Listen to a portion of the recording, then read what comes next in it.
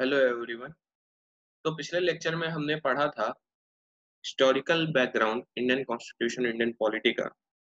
आज के लेक्चर में हम लोग आगे बढ़ते हुए देखेंगे किस तरह भारत का कॉन्स्टिट्यूशन बनता है। तो let's begin our topic for today, that is making of the constitution of India. But आगे बढ़ने से पहले हमें यह जानना होगा कि कॉन्स्टिट्यूशन आखिर है क्या। तो let's study what is constitution.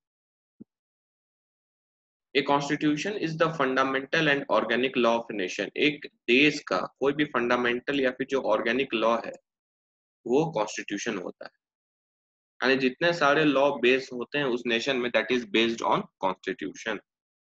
Established conception, एक कंसेप्शन है स्टैब्लिश्ड किया हुआ। Character and organisation of the government, government किस तरह ऑर्गेनाइज्ड है ये भी कॉन्स्टिट्यूशन के द्वारा ही मिलता है। as well as prescribing the extent of its sovereign power and the manner of its exercise। ये इस गवर्नमेंट का जो पावर है, कितना पावर ये गवर्नमेंट एक्सरसाइज कर सकती है और कितना इंडिपेंडेंट है, तो ये सब जो है तुम्हारा कॉन्स्टिट्यूशन में देखने को मिलता है। It is the supreme law of the land enjoying a special legal sanctity। एक स्पेशल लीगल सैंक्टिटी उसको मिला हुआ है कॉन्स्टिट्यूशन को, सुप्रीम लॉ है लैंड का।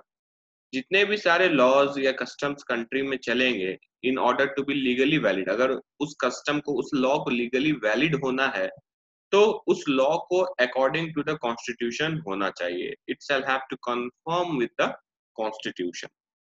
अगर कोई भी लॉ जो है बनाया गया और वो कॉन्स्टिट्यूशन के अकॉर्डिंग नहीं है, वो वायलेट करता है कोई भी प्रावधान कॉन्स्टिट्यूशन का, तो वैसे लॉ को इनवैलिड करार कर दिया जाएगा। That will be an unconstitutional and void।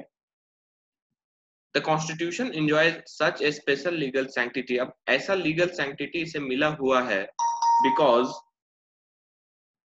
because it derives its power and authority directly from the people। अब ऐसा क्यों है, क्यों इतना स्पेशल पावर कॉन्स्टिट्यूशन को दिया गया है? क्योंकि कहा जाता है कि जो भी पावर कॉन्स्टिट्यूशन को मिला है that is from the people of India. लोगों ने ही वो पावर कॉन्स्टिट्यूशन को दिया है। क्यों? हमारे प्रियम्बल को भी जब पढ़ोगे तो उसमें लिखा हुआ है we the people of India who have enacted adopted and given this constitution to themselves. मतलब भारत के लोग ही उसे इनेक्ट किए हैं, उसे अडॉप्ट किए हैं और उस कॉन्स्टिट्यूशन को खुद को दिए हैं। और इसी कॉन्स्टिट्यूशन के अकॉर्डिंग तीन ऑर्गन ऑफ द गवर्नमेंट बना, नेमली द लेजिस्लेटिव जहाँ पे लॉ बनता है जैसे कि पार्लियामेंट, द एग्जीक्यूटिव जो कि हमारा गवर्नमेंट ऑफ इंडिया है, एंड द जुडिशियरी। तो ये सब क्रिएट कौन किया? लेजिस्लेचर, पार्लियामेंट को, गवर्नमेंट को, जुडिशियरी को, ये सब को क्रिएट करने वाला कौन है? कॉन्स्टिट्यूशन ही है। इसलिए जो हमारा लेजिस्लेचर है यानी पार्लियामेंट है, जो हमारा एग्जीक्यूटिव है, जो हमारी गवर्नमेंट है और जो हमारी जुडिशियरी है, ये सब जो है सबऑर्डिनेट टू द कॉन्स्टिट्यूशन है, कॉन्स्टिट्यूशन के नीचे सबसे बड़ा कॉन्स्टिट्यूशन है। Hence it is the constitution that is supreme. हमारा कॉन्स्टिट्यूशन सुप्रीम है, ना ही कि हमारा गवर्नमेंट, जुडिशियरी या फिर लेजिस्लेचर। तो दिस वाज कॉन्स्टिट्यूशन। अब आगे बढ़ते देखते हैं कितने प्रकार के कॉन्स्टिट्यूशन होते हैं, टाइप्स ऑफ कॉन्स्टिट्यूशन, या फिर कॉन्स्टिट्यूशन को किस तरह क्लासिफाई किया गया, क्लासिफिकेशन ऑफ कॉन्स्टिट्यूशन। अगर प्रॉम्प्टली कहा जाए तो कॉन्स्टिट्यूशन को क्लासिफाई दो भाग में किया जाता है, एक रिटन कॉन्स्टिट्यूशन होता है और एक अनरिटन कॉन्स्टिट्यूशन होता है। अब ये रिटन और अनरिटन कॉन्स्टिट्यूशन क्या होता है देखते हैं और इनके बीच का डिफरेंसेस भी पढ़ते हैं। तो a written constitution is one whose provisions have been codified into a single legal document। मतलब एक रिटन कॉन्स्टिट्यूशन कहा जाए क्या है, तो एक रिटन कॉन्स्टिट्यूशन क्या होगा? कोई एक डॉक्यूमेंट होगा, कोई एक किताब होगा, उसी में सारा प्रावधान लिखा होगा into a single legal document, और ये लीगल होगा, इसी डॉक्यूमेंट में दिया गया है। तो अनरिटन कॉन्स्टिट्यूशन क्या है? क्या वो कहीं नहीं लिखा गया है? नहीं, ऐसा गलत है। And unwritten constitution is one whose provisions have not been codified into a single legal document। तो अनरिटन कॉन्स्टिट्यूशन क्या हो गया कि यहाँ पे एक ही डॉक्यूमेंट है बट यहाँ पे बहुत सारे डॉक्यूमेंट है, हर एक डॉक्यूमेंट में एक लॉ है, एक प्रावधान है, और ये सब मिलके कॉन्स्टिट्यूशन बनता है उस देश का। तो किसी एक डॉक्यूमेंट में ऐसा प्रावधान नहीं है, इसे अनरिटन कॉन्स्टिट्यूशन कहा गया है। For example the constitution of United kingdom and New Zealand are unwritten constitution, मतलब इनका कोई एक सिंगल लीगल डॉक्यूमेंट नहीं है कॉन्स्टिट्यूशन का, केसेस पर केसेस आते गए और लॉ बनते गए और वही उनका कॉन्स्टिट्यूशन हो गया। Whereas the constitution of all other countries are written constitutions. A written constitution is an enacted constitution, which means that it has come into existence at a particular point of time. It also means that a constitution has been enacted by a body that has been specially established for this purpose. अब देखो आगे ये बोला जाता है कि जो written constitution होगा तुम्हारा, वो क्या होगा, वो एक बॉडी होगा, स्पेशल कोई बॉडी बनाया होगा, एक कमिटी बनाया होगा और वो कमिटी इस कॉन्स्टिट्यूशन को ड्राफ्ट करेगा। यानी किसी पर्टिकुलर टाइम पे एक पर्टिकुलर बॉडी को बनाया गया होगा जिसका काम ही होगा कॉन्स्टिट्यूशन बनाना, तो उसे कहा जाएगा रिटन कॉन्स्टिट्यूशन। वहीं अगर बात किया जाए अनरिटन कॉन्स्टिट्यूशन का, एंड अनरिटन कॉन्स्टिट्यूशन वो क्या है, वो एक इवॉल्व्ड कॉन्स्टिट्यूशन होगा। मतलब कि कोई ऐसा नहीं होगा कि एक पर्टिकुलर टाइम पे ही लोग बैठ के कॉन्स्टिट्यूशन बना दिए होंगे, उसके जितने भी प्रोविजंस होंगे वो इमर्ज किए होंगे over a period of time. मान लो 2020 में कोई एक लॉ आया तो उसे कॉन्स्टिट्यूशन में डाल दिया गया, फिर 2022 में देखा गया कुछ और लॉ आया उसे भी कॉन्स्टिट्यूशन में डाल दिया गया, तो इस तरह कर करके एक कॉन्स्टिट्यूशन इनका बनता है। तो an unwritten constitution is not the result of work done by single body, कोई एक सिंगल बॉडी उसे नहीं बनाई है, बट क्या है, एक कलेक्शन ऑफ इवेंट्स, बहुत सारे इवेंट्स हुए उसमें बहुत सारे प्रावधान निकल के आए, उसी प्रावधान को लिया गया है over a period of time और उसे कॉन्स्टिट्यूशन में शामिल कर दिया गया है। अब कुछ ये तो था कि रिटर्न क्या था, अनरिटन कॉन्स्टिट्यूशन। तो डिफरेंसेस का अगर बात करें रिटर्न और अनरिटन कॉन्स्टिट्यूशन का, ये भी लगभग सिमिलर ही है। तो इन ए रिटन कॉन्स्टिट्यूशन हमें पता है कि द कॉन्स्टिट्यूशन इज सुप्रीम, जब कोई भी लिखा हुआ कॉन्स्टिट्यूशन होगा कहीं पे, तो वहां का जो कॉन्स्टिट्यूशन होगा वो सुप्रीम होगा, मतलब कॉन्स्टिट्यूशन ही सब चीज को क्रिएट किया होगा, चाहे वो लेजिस्लेचर हो, चाहे वो तुम्हारा एग्जीक्यूटिव हो, चाहे वो तुम्हारा जुडिशियरी हो, and not the organs of the government of the as the constitution has created है, क्योंकि कॉन्स्टिट्यूशन ने इन्हें बनाया है। लेकिन अगर इंग्लैंड का बात किया जाए और वहां के पार्लियामेंट का, तो वहां का कॉन्स्टिट्यूशन सुप्रीम नहीं है, वहां का पार्लियामेंट सुप्रीम है, क्योंकि कहा जाता है कि वहां का जो कॉन्स्टिट्यूशन है उसके पार्लियामेंट ने बनाया है ना कि लोगों ने, तो इसीलिए पार्लियामेंट सुप्रीम हो गया, as it is largely the parliament which has contributed to the constitution.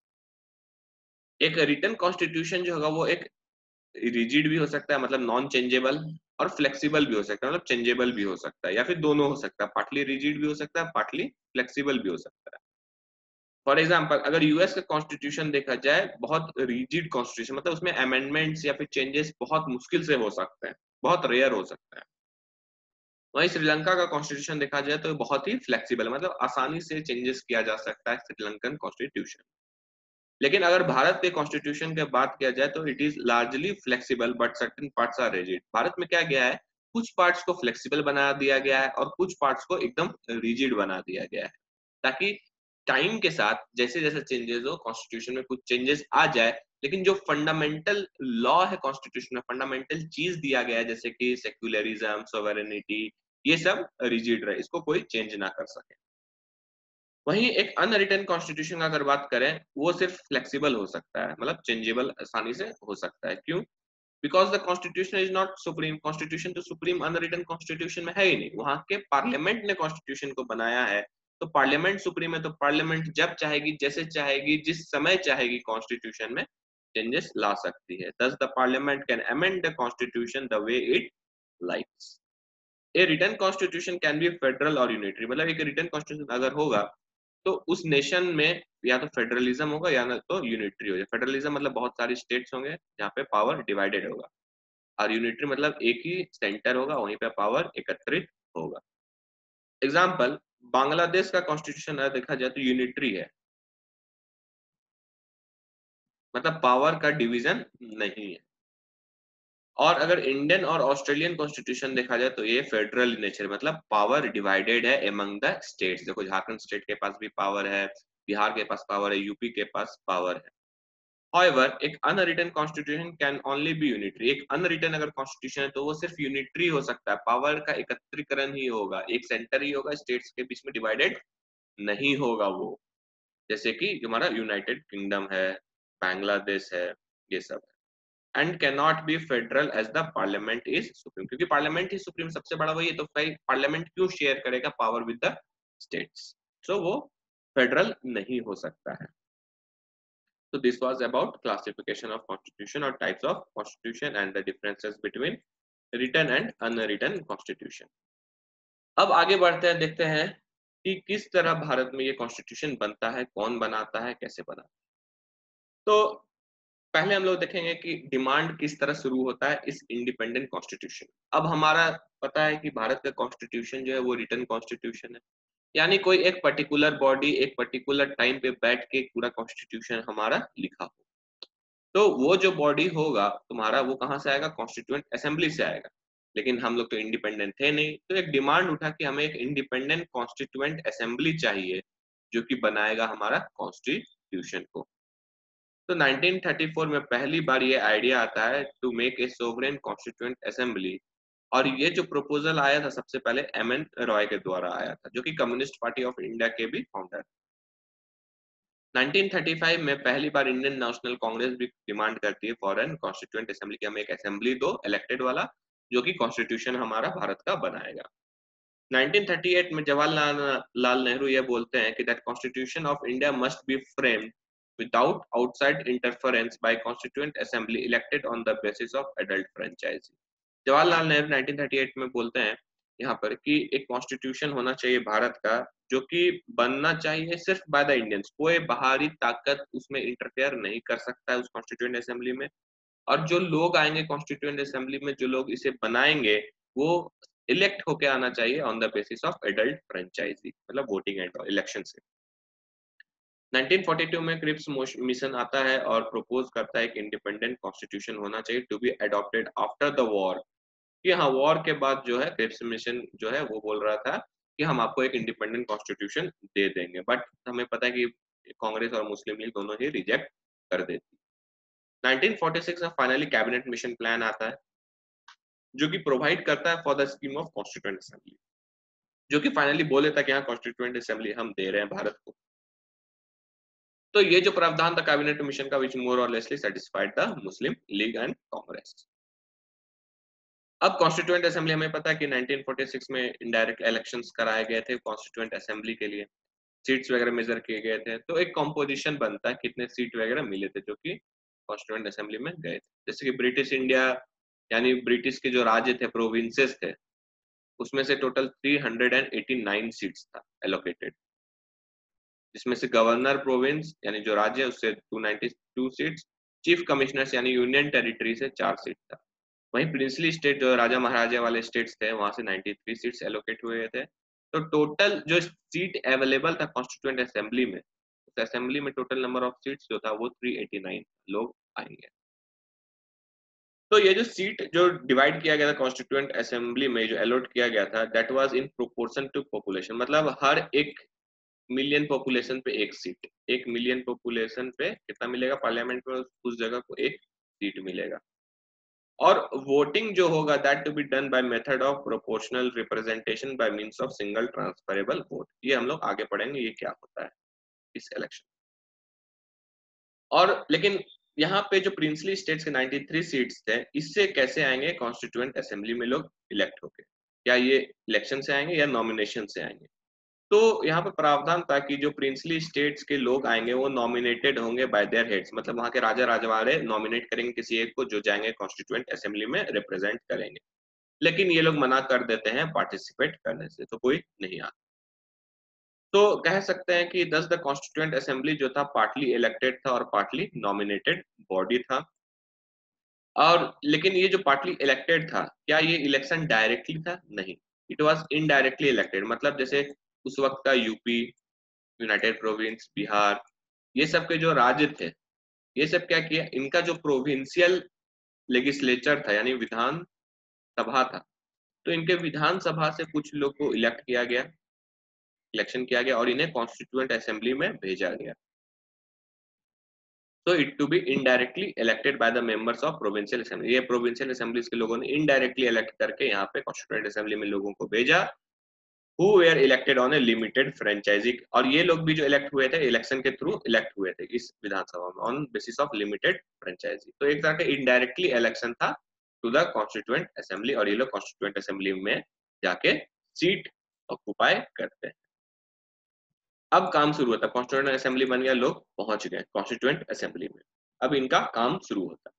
तो 9 दिसंबर 1946 को पहला मीटिंग होता है इन लोगों का कॉन्स्टिट्यूएंट असेंबली का, जिसमें करीब करीब केवल 211 लोग आते हैं, और इस असेंबली को बॉयकॉट किया जाता है by the Muslim league, attend नहीं करती। डॉक्टर सच्चिदानंद सिन्हा उस वक्त ओल्डेस्ट मेंबर थे कॉन्स्टिट्यूएंट असेंबली के, और उन्हें इलेक्ट किया जाता है एज टेम्पररी प्रेसिडेंट। ये एक फ्रेंच प्रावधान है, फ्रेंच प्रैक्टिस था कि सबसे ओल्ड व्यक्ति को बनाया जाएगा प्रेसिडेंट जब तक कि कोई परमानेंट प्रेसिडेंट ना बन जाए। तो एक टेम्पररी प्रेसिडेंट बनते हैं भारत के डॉक्टर सच्चिदानंद सिन्हा। बाद में हमें पता है कि डॉक्टर राजेंद्र प्रसाद को इलेक्ट किया जाता है as the first president of India on 24 January 1950, और H C Mukherjee and V T Krishnamachari ये लोग को इलेक्ट किया जाता है as vice president of India. काम शुरू होने के बाद पास हमने हिस्ट्री में भी देखा था कि ऑब्जेक्टिव रेजोल्यूशन पास होता है ऑन 13 दिसंबर 1946, और ये ऑब्जेक्टिव रेजोल्यूशन को जो मूव किए थे, जो लाए थे, जो टेबल किए थे तुम्हारा कॉन्स्टिट्यूएंट असेंबली में, वो थे तुम्हारा जवाहरलाल नेहरू।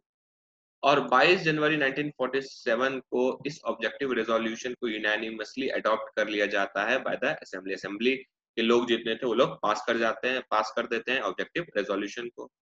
तो ऑब्जेक्टिव रेजोल्यूशन था क्या, इसमें जो था स्पीच था एक जवाहरलाल नेहरू का, और विच laid down the fundamentals and philosophy of the constitutional structure, मतलब हमारा कॉन्स्टिट्यूशन कैसा दिखना चाहिए, कैसा होना चाहिए, उसका ओवरऑल जो ऊपरी आइडिया है वो कैसा होना चाहिए, फिलोसॉफी क्या होना चाहिए, उसके बेसिस पे वो था उस चीज में।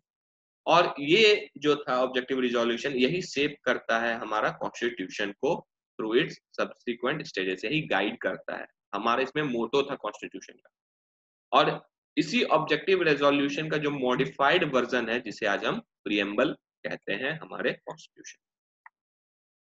ऑब्जेक्टिव रेजोल्यूशन पास आ गया, लेकिन कॉन्स्टिट्यूएंट असेंबली में कुछ चेंजेस आ गए। क्यों आ गए चेंजेस, क्योंकि इंडिपेंडेंस एक्ट ऑफ 1947 आ गया था। तो देखते हैं क्या क्या चेंजेस आता है कॉन्स्टिट्यूएंट असेंबली में with the independence act. Almost all the states join assembly, जो स्टेट्स नहीं ज्वाइन किए थे वो लोग भी ज्वाइन कर जाते हैं, कुछ राजा महाराजे भी आ जाते हैं। Constituent assembly became a sovereign body, अब वो इंडिपेंडेंट बॉडी बन चुका था तुम्हारा, अब बना, पहले तो इलेक्शन हो गया, लेकिन इंडिपेंडेंस एक्ट आने के बाद सोवरेन बॉडी बनता है हमारा कॉन्स्टिट्यूएंट असेंबली, इंडिपेंडेंट होता है। Constituent assembly became a legislative assembly, यही कॉन्स्टिट्यूएंट असेंबली बन गया लेजिस्लेटिव असेंबली, यानी लॉ बनाने का assembly. Muslim league withdrew from constituent assembly, और वो पूरी तरह विड्रू कर जाता है कॉन्स्टिट्यूएंट असेंबली से, निकल जाता है। कुछ और फंक्शंस किए गए थे, काम किए गए थे आफ्टर इंडिपेंडेंस। इंडिपेंडेंस अब मिल गया, आजादी मिल गया, हमारा कॉन्स्टिट्यूएंट असेंबली जो है वो सोवरेन हो गया, वो एक लेजिस्लेटिव असेंबली बन गया, यानी वो लॉ बना सकता है, बहुत कुछ अडॉप्ट कर सकता है, जो कि आज हमारा पार्लियामेंट देखते हैं उस तरह का बन गया। तो मई 1949 में India's membership to the commonwealth was ratified. Commonwealth countries क्या है ये मैंने पहले भी बताया है कि जो कोई भी कंट्री कभी ब्रिटिश के अंडर कंट्रोल में रहा है, उन कंट्रीज का एक ग्रुप है जिसे हम कॉमनवेल्थ ग्रुप कहते हैं, कॉमनवेल्थ कंट्रीज कहते हैं। तो इंडिया ने बोला ठीक है, हमें कोई दिक्कत नहीं अगर हम इस ग्रुप में रहें बस। तो इंडिया ने बोला ठीक है, हम मेंबरशिप ले लेते हैं इस कॉमनवेल्थ ग्रुप पे, इसलिए कॉमनवेल्थ गेम्स वगैरह भी कराया जाता है, तो इसे साइन कर देते हैं। 22 जुलाई 1947, 22 जुलाई 1947 को ये कॉन्स्टिट्यूएंट असेंबली अडॉप्ट करती है हमारा आज का जो तुम देख रहे हो नेशनल फ्लैग, इसे ऑफिशियली अडॉप्ट कर लिया जाता है। 24 जनवरी 1950 को नेशनल एंथम भी अडॉप्ट होता है, और 24 जनवरी 1950 को हमारा नेशनल सॉन्ग भी अडॉप्ट कर लिया जाता है बाय द कॉन्स्टिट्यूएंट असेंबली। अब कॉन्स्टिट्यूएंट असेंबली में बहुत सारे कमिटीज बनाए जाते हैं, क्योंकि उस वक्त बहुत सारा काम था, स्टेट का काम था, पावर का काम था, कौन कॉन्स्टिट्यूशन बनाएगा, पूरा कॉन्स्टिट्यूएंट असेंबली तो मिलकर कॉन्स्टिट्यूशन नहीं ना बना सकती है, उसमें से कुछ कमिटीज को बनाया जाएगा, तो बहुत सारा काम था। तो काम को डिवाइड करने के लिए कुछ कमिटीज बनाए गए, उसी कॉन्स्टिट्यूएंट असेंबली से लोगों को उठाया गया और ग्रुप कर दिया गया, और उसमें से एक चेयरमैन बनाया गया।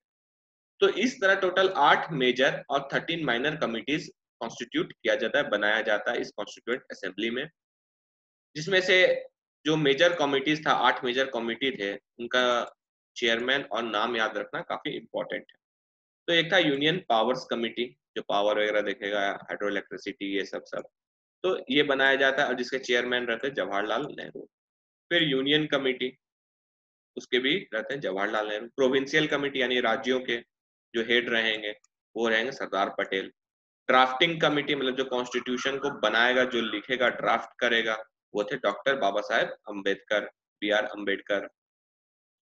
फिर एक कमेटी आता है, एडवाइजरी कमेटी बनता है कि फंडामेंटल राइट्स, माइनॉरिटीज और ट्राइबल्स और एक्सक्लूडेड एरियाज जो होगा उसके ऊपर जो एडवाइजरी कमेटी बना था, इसके हेड भी सरदार पटेल थे। फिर एक रूल्स ऑफ प्रोसीजर कमेटी, मतलब जो पार्लियामेंट चलेगा, जो कॉन्स्टिट्यूंट आगे बन के इलेक्शन के बाद, तो उसमें कैसे क्या क्या रूल्स होंगे, किस तरह वो चलेगा।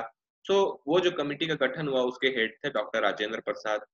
फिर स्टेट्स कमेटी, उसके हेड थे जवाहरलाल नेहरू। याद रखना, स्टेट्स कमेटी के जवाहरलाल नेहरू और प्रोविंशियल कमेटी के Sardar Patel, don't confuse between them. और स्टीयरिंग कमेटी मतलब जो गाइड करेगा, उसके हेड थे डॉक्टर राजेंद्र प्रसाद।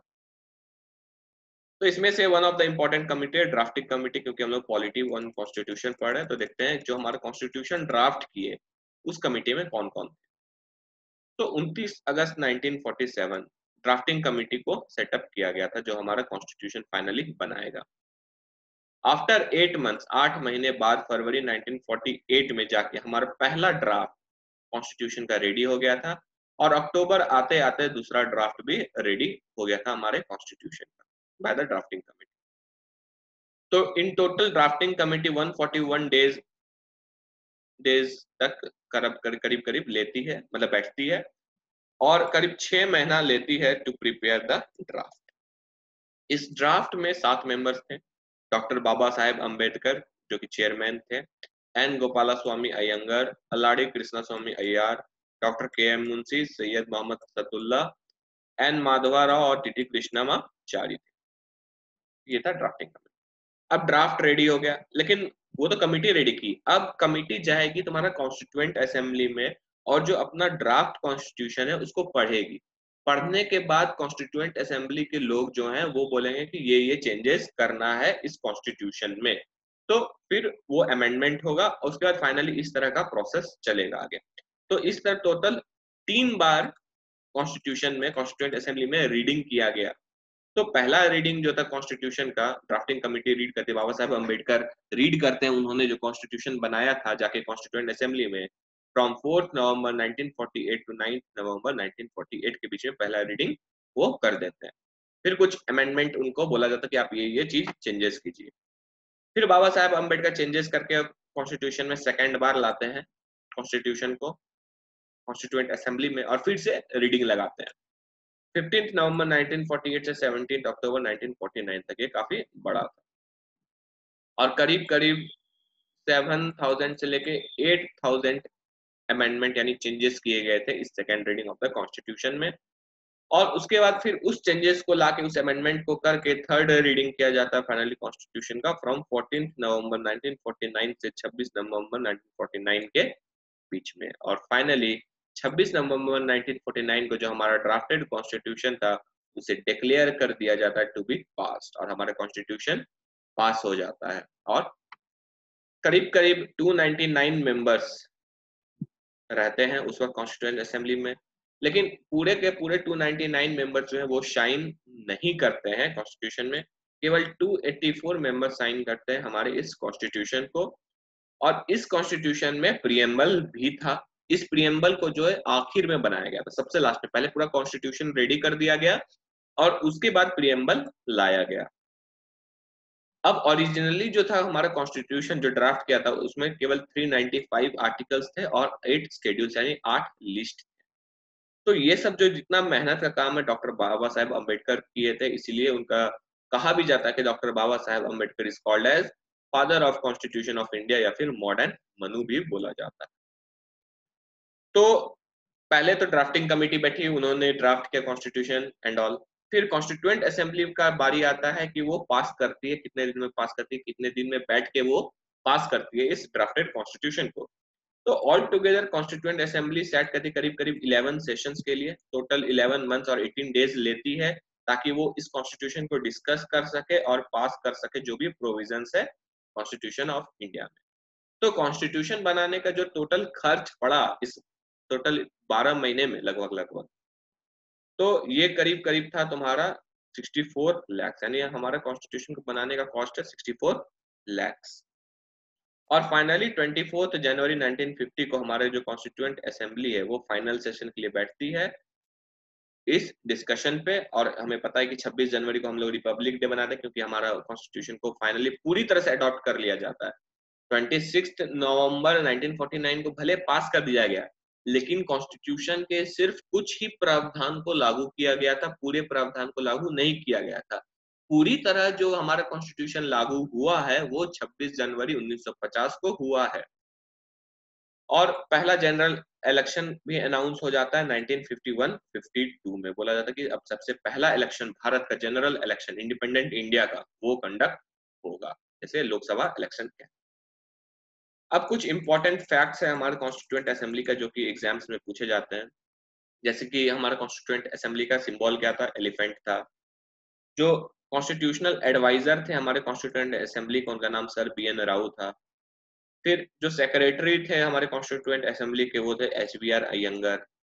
फिर जो chief draftsman of constitution in constituent assembly थे वो थे एस एन मुखर्जी। फिर जो हमारे कॉन्स्टिट्यूशन में जो ओरिजिनल कॉन्स्टिट्यूशन है वो हैंड रिटन है, उसे बहुत सुंदर तरीके से इटैलिक में लिखा गया है। And this constitution was written by Prem Behari Narain Raizada, अपने हैंडराइटिंग में इन्होंने लिखा है।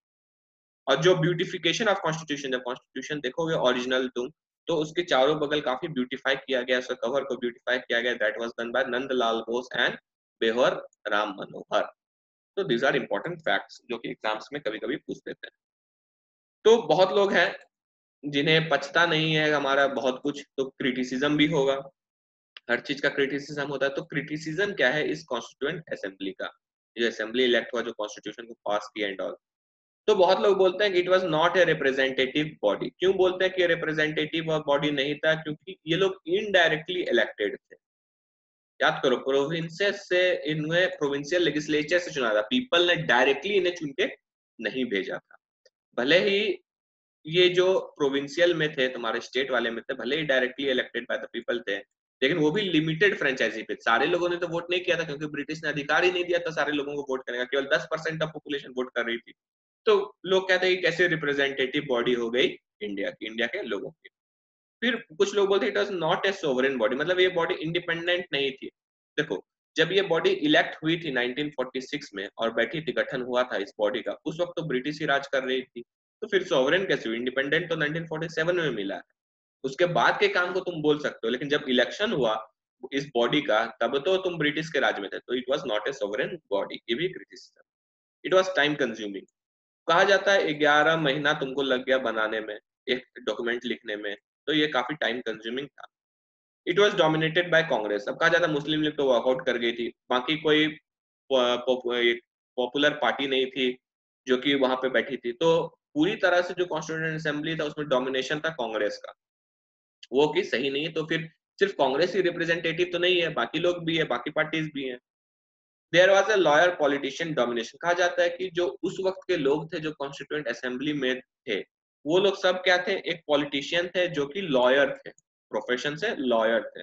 तो उनका डोमिनेशन था। तो बाकी लोगों का क्या? टीचर का क्या? ग्रेजुएट्स का क्या? बाकी प्रोफेशन बिजनेसमैन का क्या?